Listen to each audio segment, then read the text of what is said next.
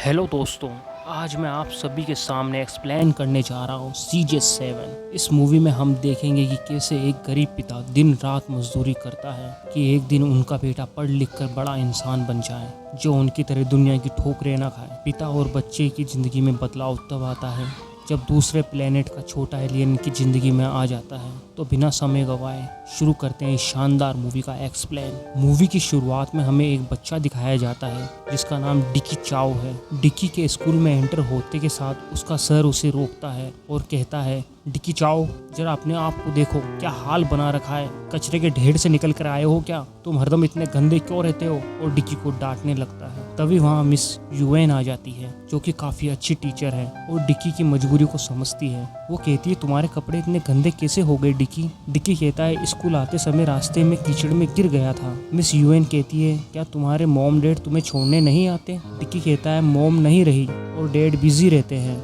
Miss UN कहती है, तुम्हारे डैड क्या करते हैं? डिकी कहता है, वो मजदूरी करते हैं। मिस यूएन रुमाल से डिकी का चेहरा साफ करती है और कहती है, क्लास में जाने से पहले खुद को साफ कर लो। अब क्लास में इन सभी बच्चों से सर पूछते हैं, तुम बड़े होकर क्या बनना चाहते हो? जिसमें एक बच्ची कहती है, मैं एक्ट्रेस बनना चाहती हूँ। उसी क्लास में एक अमीर बाप का एक घमंडी बच्चा भी होता है। वो कहता है, मैं बिजनेस टाइकॉन बनना चाहता हूँ। वहीं डिकी से पूछने पर डिकी कहता है, मुझे इनमें से कुछ नहीं बनना। इस बात पे सभी बच्चे हंसने लगते हैं। डिकी कहता है, मेरे डैड कहते हैं, अगर आप सच्चे हैं, झूठ नहीं बोलते हैं, लड़ाई नहीं करते हैं, आप ईमानदार हैं पर गरीब हैं, तो भी लोग आपकी इज्जत करते हैं। ये सुन के क्लास में सन्नाटा छा जाता है। अब स्कूल में लंच होता है और हम उस घमंडी बच्चे को देखते हैं। ये बच्चा घमंडी होने के साथ एक नंबर का फेंकू भी होता है। इसके पास एक टॉय होता है जिसका नाम CJ1 है। ये बच्चा कहता है, ये दुनिया का सबसे एडवांस टॉय है और ये केवल 2 ही बने हैं, एक उसके पास में है और एक US के प्रेसिडेंट की बेटी के पास में। जबकि ये टॉय मार्केट में किलो के भाव से मिलते हैं और वो डिकी को वो टॉय छूने भी नहीं देता है। उसके बाद वो एक छोटे बच्चे के सर पे रख कर मारता है और खाना खाती हुई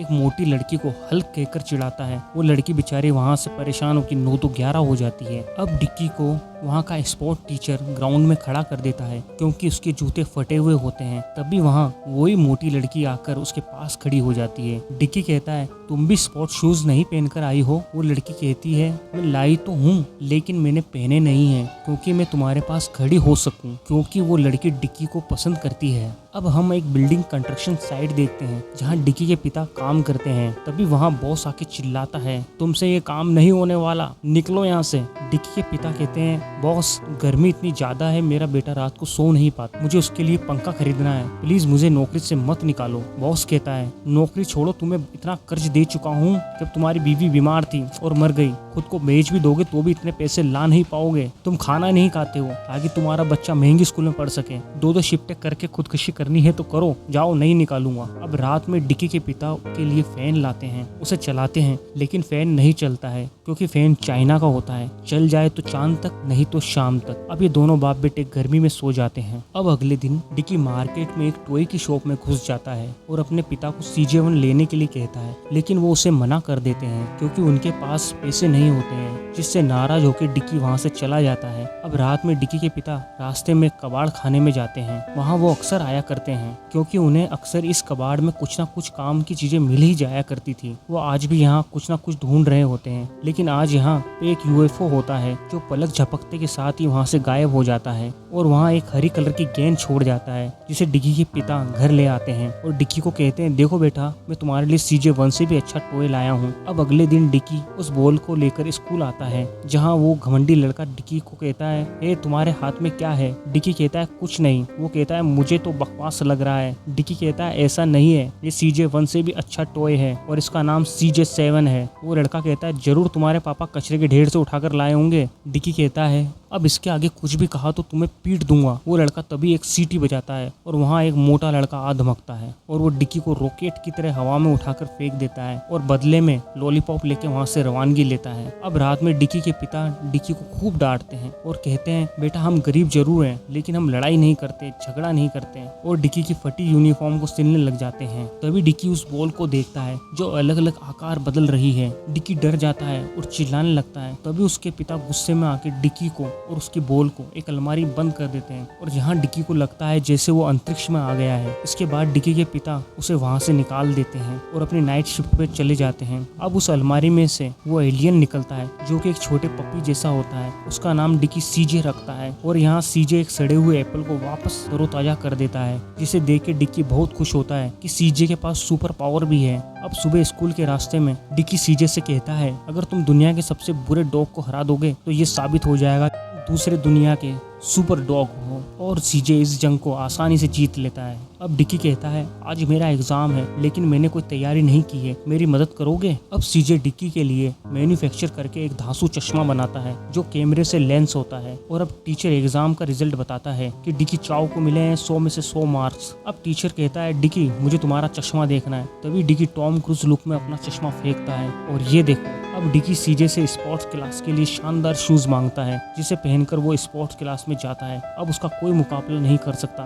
चाहे हाई जंप हो या फिर रनिंग हो या स्विमिंग हो या फुटबॉल हो। डिकी शाओलिन शॉकर की तरह शॉट मारता है। अब डिकी का स्पोर्ट टीचर उसे ये सब करने से रोकता है, लेकिन डिकी कुंग फू हसल मूवी की स्टाइल में इन सभी पर भारी पड़ जाता है। लेकिन तभी डिकी के पापा उसे उठाते हैं क्योंकि डिकी का ये महज सपना ही था। अब डिकी सुबह स्कूल के लिए वापस निकलता है और वो वही डायलॉग मारता है, अगर तुम दुनिया के सबसे बुरे डॉग को हरा दोगे तो ये साबित हो जाएगा कि तुम दूसरे दुनिया के सुपर डॉग हो। लेकिन वो जंगली डॉग सीजे और डिकी को मार मार कर चटनी बना देता है। अब डिकी वापस सीजे से कहता है कि मेरा एग्जाम है, मेरी हेल्प करो। इस पे बेचारा सीजे उसकी कोई हेल्प नहीं कर पाता है और डिकी को 100 में से 0 नंबर मिलते हैं। अब जो कि सीजे डिकी के एक्सप्रेशन पे खरा नहीं उतरता है तो डिकी सीजे को बहुत मारता है और कहता है, स्पेस से आए बकवास डॉग, तुम में कोई सुपर पावर नहीं है, तुम एकदम बकवास हो, कचरा हो। और बेचारे सीजे को डस्टबिन में फेंक देता है। लेकिन थोड़ी देर बाद डिकी को फील होता है उसने सीजे के साथ में गलत किया है और वो वापस डस्टबिन की ओर भागता है। लेकिन तब तक देर हो चुकी होती है, कचरे वाली गाड़ी सीजे को ले जा चुकी होती है। अब डिकी रोते हुए घर पहुंचता है जहां उसे सीजे मिल जाता है, जिस देखकर डिकी बहुत खुश होता है। अब रात हो चुकी है और ये रात साल की सबसे गर्म रात होती है। ये दोनों बाप बेटे इस तेज गर्मी में सोए हुए होते हैं। ये देखकर सीजे को बहुत दुख होता है